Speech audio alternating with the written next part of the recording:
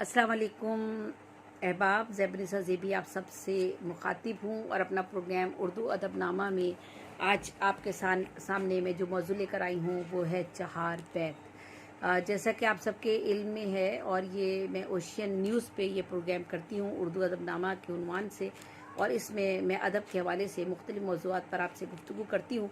तो आज मेरा जो मौजू है वो है चहार बैत। तो चहार बैत क्या है और ये चहार बैत नज़्म की सिनफ है और ये किस तरह से लिखी जाती है और क्या तरीक़ाकार है, इसका उसलूब का क्या तरीक़ाकार है और इसकी ये टेक्निक क्या है, ये मैं आपको आज बताने जा रही हूँ। और ये चहार बैत ख़ास हैत में लिखी जाने वाली शेर सिनफ है नज़्म की, जो ख़ास लहन और सुर में जमात की शक्ल में गाकर भी पढ़ी जाती है। चहार बैत ने ईरान में आँख खोली और चहार बैत का मरकज़ व मंबा सरज़मीन अफ़गानिस्तान बना। फिर यहाँ से ये हिजरत करके लश्कर सिपा के हमरा हिंदुस्तान के शहर रामपुर, अलीगढ़, जयपुर, गर्ज़ के राजस्थान व राजपूताना में इस सिनफ ने खूब शोहरत पाई। आपने तारीख़ी हवाला देखा इसका कि ये किस तरह से कहाँ से ईरान में इसने चहार बैत का ईरान से इसका जन्म हुआ और इसका मरकज़ व मंबा जो था वो सरज़मीन अफ़गानिस्तान बनी और यहाँ से इसने फिर हिजरत की और ये हिंदुस्तान के शहर रामपुर, अलीगढ़, जयपुर और राजस्थान और राजपूताना के जो इलाके थे वहाँ पर इस सिनफ ने बहुत शोहरत पाई। किसने? चहार बैत ने। ज़माने कदीम में जब रूमी और फ़ौजी छावनियाँ इसका मरकज़ थी तो इस सिनफ में बहादुरों, मुजाहिदों और फ़ौजियों के जज्बात, जोश व वलवले को और उनके जोश वलवले को उभारने के लिए अशार की शक्ल में पेश किए जाते थे। रजिया अंदाज अपनाया जाता था और रजिस का जन्म अरब से हुआ। अस्करी नगमा और ये अंदाज ईरान में होता हुआ फिर अफ़गानिस्तान पहुंचा और 18वीं सदी के अवाइल में चहार बैत पश्तो ज़बान से होते हुए फ़ारसी और फिर उर्दू में कही जाने लगी।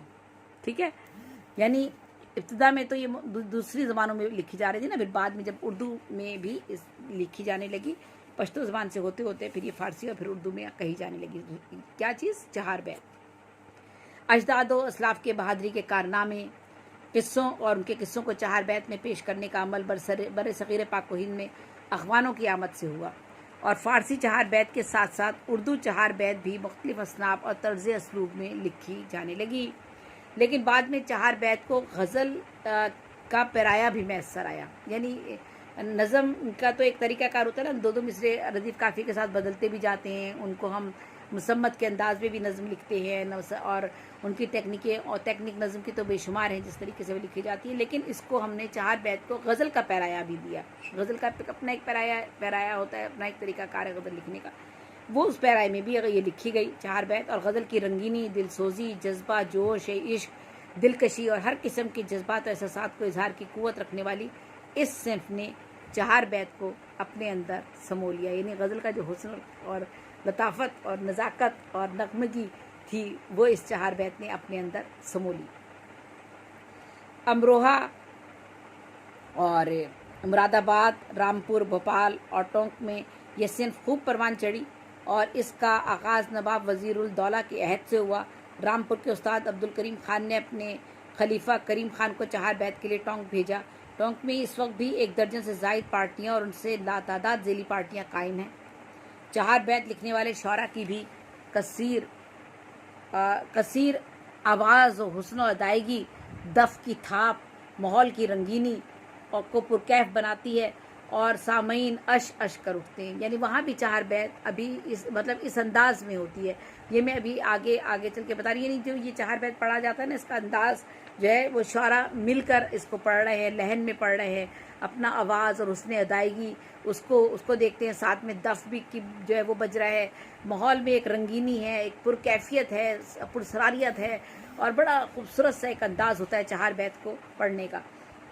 चहार बैत में इब्तिदा में रजिया मज़ामीन थे और इश्किया रंग इस पर हावी था और यही इसकी फिर पहचान बन गए।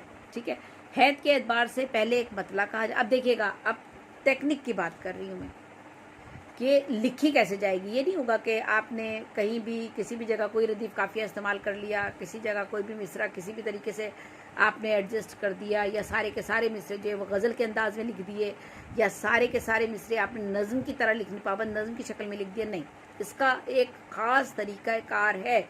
चहार बैत की एक ख़ास टेक्निक है लिखने की।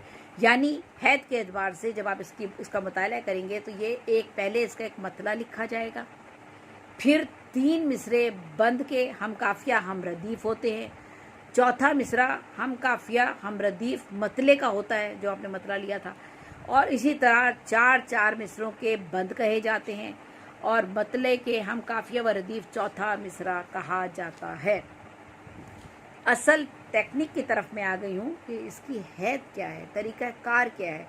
चूँकि 4 बैत मैंने भी लिखी हैं और मैंने बताया कि मैं नज़्म की 70 असनाफ पे शायरी कर चुकी हूँ, तो 4 बैत मैंने भी लिखी है। तो 4 बैत लिखने का जो टेक्निक बताई गई थी, मैंने उसी टेक्निक में 4 बैत लिखी है। अभी आप लोगों के सामने पेश करूँगी मैं 4 बैत। तो 4 बैत में बताया गया कि किस तरह बंद की शक्ल में लिखी जाएगी, लेकिन इसका तरीक़ाकार ये बिल्कुल मुसम्मत के बंदों से बिल्कुल जुदा गाना होगा। याद रखिएगा, मुसम्मत में मैं जब आपको बता रही थी कि जिसमें मुसम्मत में 1 से लेकर 10 तक के मिसरे हम ले रहे होते हैं, तो वो मुसम्मत का एक अलग तरीक़ाकार है, ठीक है, जिसमें हम कहते हैं मुसल्लस है, मुरब्बा है, मुसद्दस है, मुखम्मस है, मुतस्सा है, मुबस्सा है, और ये सारी मशर है, ये सारी चीज़ें आ जाती हैं उसके अंदर। उस तरीके से नहीं ये बंद लिखे जाएंगे। इसका तरीक़ाकार 4 बैत का बिल्कुल अलग होगा। यानी पहले हैत के एतबार से एक आप मतला लिखेंगे, फिर 3 मिसरे बंद के हम काफिया हम रदीफ होंगे, और फिर चौथा मिसरा हम काफिया हम रदीफ मतले का होगा। इसी तरह 4 मिसरों के बंद कहे जाएंगे और मतले के हम काफिया हम रदीफ चौथा मिसरा कहा जाता है, ठीक है। रस्म ये हट के ज़माने से है डाली मैंने, जब तुम्हें देख लिया ईद मना ली मैंने, ठीक है। रंग गानों से लिए और महक जुल्फ़ों से, नूर चेहरे से लिया और हया आँखों से, ली धनक फूल से पैकर की हंसी होठों से, तुझसे छुपकर तेरी तस्वीर बना ली मैंने। देखा आपने, पहला तो मतला कहा गया, फिर उसके बाद जो है वो 3 मिसरे जो थे वो बंद के आपने हम काफिया हम रदीफ कहे, और चौथा मिसरा जो था आप लेकर गए उसको मतले के हम काफिया हम रदीफ आपने किया। तो बंदों की तादाद की इसमें कोई कैद नहीं होती कि आप कितने बंद लिखेंगे। बंद शायर की मर्जी पर मुनहसर होते हैं, 3, 4, 6 जितने चाहे वो बंद रख सकता है, लेकिन बाज़ औक़ात एक नज़्म में 4 बंद होते हैं, ठीक है। बाज़ औक़ात जिन्हें बैत कहा जाता है, गोया एक नज़्म में 4 बंद हो तो बेहतर है। इसी रियायत से ये नज़्म इश्किया, रज़मिया, तरबिया, फ़ख्रिया और मज़ामीन पेश करने में अपना सानी नहीं रखती। डॉक्टर मसरूर अहमद ज़ई कहते हैं कि दिल सोजी, दिल फरेबी, असर आफरीनी, कैफ़ व मस्ती, कैफ़ व सरूर, कैफ़ व दफ़ और मुज़ाहिरा दश्त व दस्त, रक्स व रस, रिज़्म व बज़्म और शेर व सुखन, दारो रसन, ज़िक्र दिलबरा व तीर व कमा और रोशन ख़याल कलाम और पर्दा हिजाब में इस्लाम का मंज़र और इसी तरह तमाम कैफियत शेरियात के रंग और तरन्नुम और आहंग, ये सब जो है इन सब का नाम 4 बैत है। वाज़ेह रहे कि ये इब्तिदा में तो तादाद का इब्तिदा में तो जो था ये इब्तिदा में तो तादाद का ताल्लुक़ टोंक से, इसका मतलब इसका जो थे वो टोंक से इसका ताल्लुक़ था, और टोंक में 7 ज़बानों में जो था ये 4 बैत कही जाती थी। यानी इब्तिदा में जब टोंक में ये कही जा रही थी तो 7 ज़बानों में 4 बैत कही जाती थी, पश्तो, अरबी, फ़ारसी, हिंदी, उर्दू, राजस्थानी। यानी इतनी मकबूल ये सिन्फ थी। तो टोंक के 4 बैती जो शौरा थे, बर सग़ीर के सबसे ज़्यादा 4 बैत कहने वाले शायर थे। टोंक में जो रहने वाले शौरा थे ज़्यादातर 4 बैत को वहाँ के शौरा कहा करते थे, और बर सग़ीर पाक व हिंद में उन्हीं शौरा की बहुत ज़्यादा शौहरत हुई। प्रोफेसर अब्दुल हई फ़ाइज़ की लिखी हुई 4 बैत की तादाद 5 से ज़्यादा है। उनके मरतब करदा किताब 4 चाँद को बर सग़ीर में खूब शौहरत हासिल हुई, जबकि 4 बैत के दूसरे मारूफ शौरा में बड़ी बज़मी नवाब ताज, सैयद महमूद अली ख़ान महमूद, कैफ़ टोंकी, हबीबुल्ला ख़ान ज़ब्त उस्ताद आबरू हमीदुल्लाह खान फ़ना, उस्ताद कैफ नवाब असद लखनवी, ज़हीर देलवी मुज़फ़्फ़र हैदराबादी, उस्ताद मीरा मौलाना रूही, फैज़ बिस्मिल सईदी, चंदन भारती, शमीम टोंकी, सेठ चंदन ने इस सिन्फ की खूब आबियारी की। चंदन भारती ने 150 के करीब चहार बैत कही, ये सुन रहे हैं आप। और उनके मजमू कलाम बहारे चंदन, गुलजारे चंदन और दीवाने ताज है। भोपाल में चहार बैत का पहला अखाड़ा उस्ताद अली ख़ान ने कायम किया। मुरादाबाद में उस्ताद ग़ुलाम अली ख़ान के खुलफ़ाए ने अखाड़े कायम किए। और पाकिस्तान में चहार बैत की इब्तिदा अहले टोंक की पाकिस्तान हिजरत के बाद हुई। पाकिस्तान में भी चहार बैत का जिक्र हुआ है, ठीक है, मैं बताती हूँ अभी कहाँ। हैदराबाद और अंदरूनी सिंध, नवाबशाह, मीरपुर, टंडो आदम चहार बैत की महफिल मुनक्किद की जाती है। पाकिस्तान में कहाँ पर? हैदराबाद, अंदरूनी सिंध, नवाबशाह, मीरपुर, टंडो आदम में भी चहार बैत की महफिल मुनक्किद की जाती हैं। और ये जिसका सेहरा वाजिद सईदी की काविशों के सर जाता है, मुझे भी मदऊ किया गया। ये हैदराबाद में जब ये अंदरूनी सिंध और हैदराबाद के इलाकों में जब चहार बैत की महफिल हुई तो मुझे भी इसमें मदऊ किया गया था।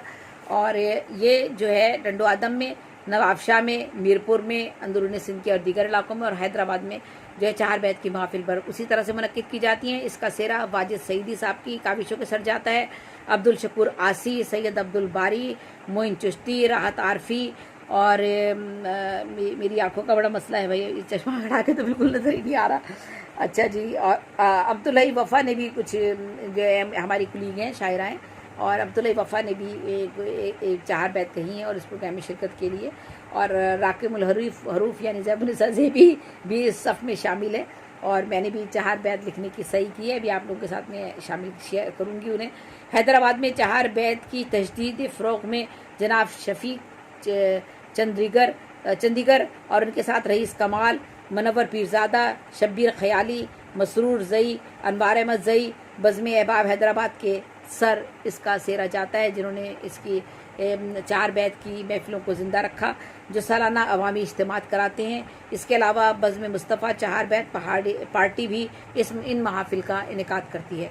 चहार बैत में गज़ल का रंग, कवाली का वश्त, मौके महल के मुताबिक कलाम का इंतखाब, सुरीली जो उसका जो उसके मिसरे होते हैं वो मुस्तज़ात का एक मिसरा और चहार अशार की तर्ज पर लिखी जाती हैं। यानी कुछ लोगों ने मैंने आपको बताया ना, गज़ल के पैराए में भी लिखी गई, मुस्तज़ात के पैराए में भी ये लिखी गई। मुस्तज़ात एक अलग सिन्फ है जिसमें ये लिखी जाती है, ठीक है। इसको पेश करने वाली जमात का कोई फ़र्द ख़ास लहन में एक मिसरा पढ़ता है, फिर इसके हमनवा जोश व खरोश से वो मिसरा उठाते हैं और तरन्नुम के आखिरी सुर तक और बंद के आखिरी मिसरे तक तकरार करते रहते हैं, ठीक है। ये जिस तरह से पढ़ी जा रही है आप देखिए कितनी खूबसूरत एक अंदाज़ है इसका, चहार बैत की एक तारीख़ है। और इसी में दफ के साथ रक्स करते हैं, वजद में आते हैं, कैफ व मस्ती का समा बन जाता है। इसी में एक दूसरे को ललकारते हैं, मुकाबला करते हैं, ज़ोर बाजू, ज़ोर साज, ज़ोर आवाज़, ज़ोर कलाम, ज़ोर अदाई का वहम मुजाहरा किया जाता है। इस उछल कूद में भी तंजीम, ज़ोर आवरी में भी तहजीब, हाथ पांव चलने और हरकत व सकनात में भी सलीका होता है। दफ और कफ का गोया एक वजीफ़ा सा बनता है जिसकी आवाज़ दिल पर ज़र्ब का काम करती है और शुरकाए महफिल इस वजद की कैफियत में आ जाते हैं। राकिमुल हरूफ ज़ैबुन्निसा ज़ेबी की चहार बैत का एक मतला नहीं बल्कि मैं अब आपको इसके और भी अपनी चहार बैत आप लोगों की नज़र करूँगी ताकि आप लोगों को इसकी टेक्निक समझ में आ सके। और जो मैंने टेक्निक आपको बताई है उस टेक्निक के मुताबिक आप चहार बैत अगर लिखना चाहें तो आप भी चहार बैत लिख सकते हैं। यानी मैंने बता दिया कि चहार बैत में पहले एक मिसरा, एक मतला, दो मिसरों का हम रदीफ हम काफिया होता है, ये मतला हम रदीफ हम काफिया होगा। फिर बंद की सूरत में 4 मिसरों में ख्याल और तसलसल को कलमबंद किया जाता है और इस बंद के 3 मिसरे हम काफिया हम रदीफ होते हैं। आखिरी मिसरा मतले के हम काफिया हम रदीफ होता है और मजमून की कोई कैद नहीं होती, कोई भी मजमून चहार बैत में बांधा जा सकता है। इश्किया मजमून हो, सूफियाना मजमून हो, सब इसमें बांधे जा सकते हैं। और जो है वो अब मैं आपको अपनी एक चहार बैत सुनाती हूँ। दर्द से हार के अब तो ये सदा है दिल की, दर्द से हार के अब तो ये सदा है दिल की, अब ज़माने में वफ़ादार नहीं है कोई, अब तेरे वादा फरदा का नहीं दिल को यकीन, वो तेरे अहद वो कस्में वो इशारात हंसी, एक खुशरंग सा धोखा थे वो कुछ और नहीं, आके एक बार मिटा जा जो खलिश है बाकी। ठीक, 3 मिसरे पहले मतलब लिया आपने, दर्द से हार के अब तो ये सदा है दिल की, अब ज़माने में वफादार नहीं है कोई। कोई और की हमने जो इसमें लिया है, पहले हमने काफिया जो हमने ले लिया है वो हमने ये लिया है, और ये का इसमें देखिएगा फिर 3 मिसरे जो मतले अगले बंद पे जा रहे हैं वो तीनों हम रदीफ हम काफिया हैं, और जो चौथा मिसरा लेंगे वो हम मतले का रदीफ काफिया की पाबंदी करेंगे। अब तेरे वादाए फरदा का नहीं दिल को यकीन, वो तेरे अहद वो कस्में वो इशारात हंसी, एक खुशरंग सा धोखा थे वो कुछ और नहीं, आके एक बार मिटा जा जो खलिश है बाकी। हुस्न की खू है जफा, इश्क की वजह है वफा, दिल की वीरानी ये सब सोच के हुई है सिवा, हमको तो खाक ही होना था सो अब क्या शिकवा, क्या किया जाए कि किस्मत ही बनी थी ऐसी। फिर आपने देखा कि मतले के हम काफिया अपना चौथा मिसरा लिया है। दिल की धड़कन को भी कुछ लोग समझते हैं हवस, हम ही कुछ सोच के खुद हो गए पाबंद कफस। दिल की धड़कन को भी कुछ लोग समझते हैं हवस, हम भी कुछ सोच के खुद हो गए पाबंद कफस। क्या किया जाए कि तकदीर पे चलता नहीं बस, दिल से कम होती ही नहीं जानिए अब मायूसी। तो ये देखिएगा फिर मायूसी हमने वही ऊपर वाले मतले की काफिए की हमने पाबंदी की, और हमने ये 4 बैत लिखी, और मैं अपनी अगली 4 बैत बताया कि किस तरह से 4 बैत लिखी। तो मैं अब आपको फिर अपनी 4 बैत दोबारा से ये बता रही हूँ, इस पर नज़र रखिएगा, और फिर मैं अगली एक 4 बैत और पेश करती हूँ आपके सामने। दर्द से हार के अब तो ये सदा है दिल की, अब ज़माने में वफादार नहीं है कोई, अब तेरे वादाए फरदा का नहीं दिल को यकीन, वो तेरे अहद वो कस्में वो इशारात हंसी, एक खुशरंग सा धोखा थे वो कुछ और नहीं, आके एक बार मिटा जा जो खलिश है बाकी। हुस्न की खू है जफा, इश्क की वजह है वफा, हुस्न की खू है जफा, इश्क की वजह है वफा, दिल की वीरानी ये सब सोच के हुई है सिवा, हमको तो खाक ही होना था सो अब क्या शिकवा, क्या किया जाए कि किस्मत ही बनी थी ऐसी। दिल की धड़कन को भी कुछ लोग समझते हैं हवस, हम ही कुछ सोच के खुद हो गए पाबंद कफस। क्या किया जाए कि तकदीर पे चलता नहीं बस, दिल से कम होती नहीं जानिए अब मायूसी। एक 4 बैत और सुना रही हूँ। आपने अहद वफा तोड़ दिया, हमने भी अपनी तमन्नाओं का रुख मोड़ दिया। आपने अहद वफा तोड़ दिया, हमने भी अपनी तमन्नाओं का रुख मोड़ दिया। ये शबे हिज्र अजियत के ये लम्हे तौबा, जैसे मक्तल में तड़पते हुए लाशे तौबा, अब भी नज़रों में मनाजिर हैं सितम के तौबा, हमने हर चंद हर एक बात का गम छोड़ दिया। तन पे अब देख लीजिएगा 3 अगले बंद के 3 मिसरे जो है वो हम काफ़ी हम रदीफ हैं, और फिर चौथा जो है वो मतले के काफ़ी हम रदीफ हुआ है। तन पे अब सर भी मेरा बार हुआ जाता है, फूल गुलशन का हर एक खार हुआ जाता है, दिल तो जीने से भी बेजार हुआ जाता है। गर्दिशे वक्त ने यूं जहन को झंझोड़ दिया, दिल नहीं भूला तेरे तर्ज रविश जालिम जुल्म सितम, दिल नहीं भूला तेरा तर्ज रविश जुल्म सितम, तेरे अबरू तेरे आरिज वो तेरी जुल्फों के खम, जानकर खाया है धोखा तेरे बादों की कसम, खुद ही टकरा गए पत्थर से भरम तोड़ दिया। फिर देख लिया आपने, कोई तो अपना भी होगा कभी आएगी बहार, आशियां और बनाएंगे तो आएगा करार, सहन में गूंजेगी बुलबुल की सदा की चहकार, सहन में गूंजेगी बुलबुल की सदा की चहकार, रिश्ता दर्द को ख्वाबों से ही यूं जोड़ दिया। और फिर आपने देखा कि हमने फिर आखिरी मिसरा जो लिया था इस बंद का वो हमने मतले का हम काफिया हम रदीफ लिया था।